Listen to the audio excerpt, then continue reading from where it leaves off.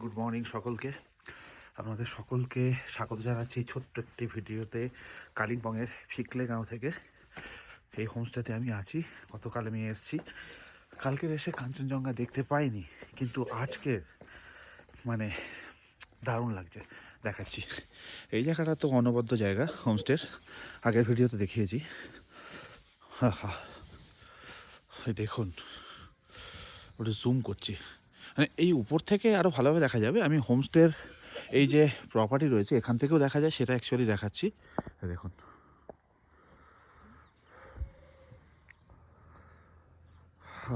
আরও আকাশ পরিষ্কার হলে আরও ক্লিয়ার দেখা যাবে।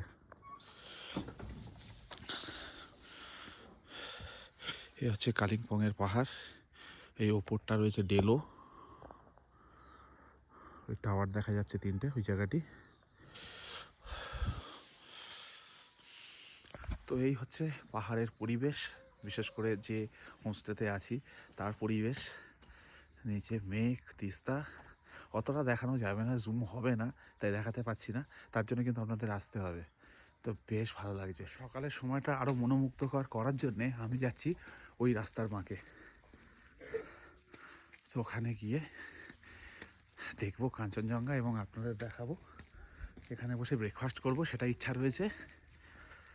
ঠান্ডা আছে, কিন্তু কাঞ্চনজঙ্ঘা দেখার যা আনন্দ, তার কাছে মনে হয় কোনো কিছু নেই।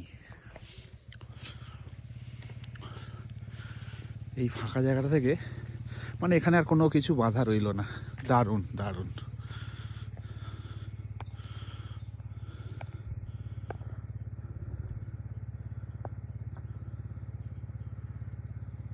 তাই যদি আপনারা পাহাড়ের খবর নিতে চান, অবশ্যই আপনাদের আসতে হবে এই ছোট্ট পাহাড় বাড়িতে।